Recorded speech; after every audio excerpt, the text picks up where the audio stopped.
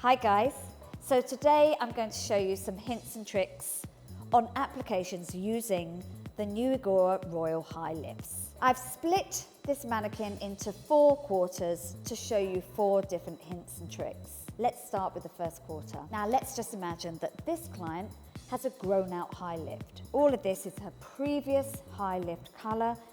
She needs to lift up the roots. We may need to give it a gentle kind of neutralising tone to the ends, but not with the IGORA Royal Highlifts. I'm going to start by applying just the colour literally on the roots, but I'm going to leave out the hairline underneath and just around the sides. The reason for that is the hairline is naturally a little bit lighter or finer, and that takes quicker, especially when using the stronger neutralising tones like the -2-1. Now what I'm going to do is to take fine sections, and I'm going to apply the colour rather than a tint. I'm actually placing the colour on as you would if you were using lightener. You need to have plenty of product so that you ensure that maximum amount of lift before the deposit of the tone. Now what I'm going to do is take fine sections all the way up to the crown, and then I'll come back round and do the back quarter over here.